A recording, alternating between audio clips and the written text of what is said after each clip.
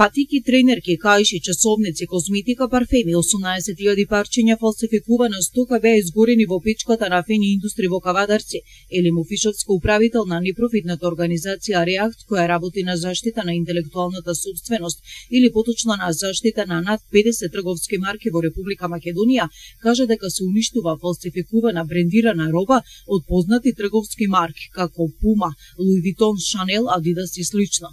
Фалсификуваната стока е собрана во период од половина година.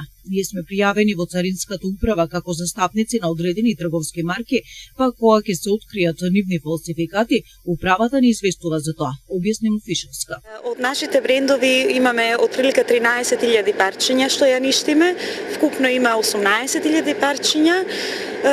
Се ништи роба која што се каиши, патики, тренерки, нешто козметика, часовници.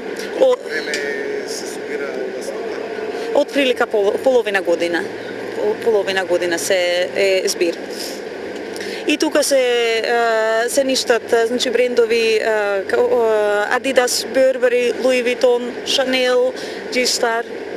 Имаме поднесено пријава во Царина дека ние сме нивни правни застапници во оглед на само за интелектуална собственост, така да Царина кога ќе задржи роба за која што они имаат сомнеш дека повредува правата на интелектуална собственост на брендовите кои што ние ги штитиме, стапуваат во контакт со нас и потоа ние ја проверуваме робата и потврдуваме дали навистина има тука станува збор за повреда или не.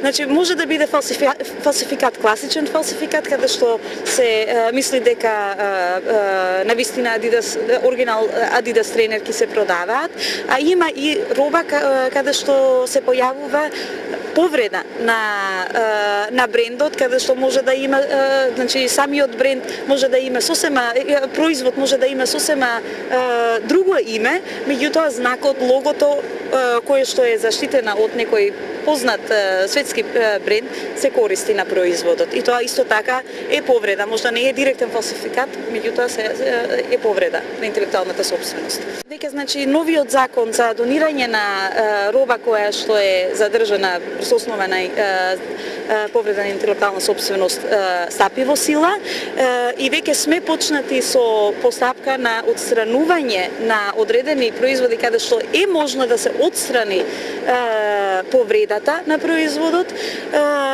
и таму каде што е можно, значи веќе тоа се отстрануваат и потоа Министерството од труд и социјална политика ќе ги подели каде што се најпотребни. Така. Таа посочи дека фалсификуваната роба може да биде класичен фалсификат или повреда на брендот, кога на одреден производ се користат знак и лого на одредена заштитена трговска марка, а производот има друго име. Во секој случај и во двата случаја се работи за фалсификат. Запленувањето на фалсификуваната стока било од страна на Царината.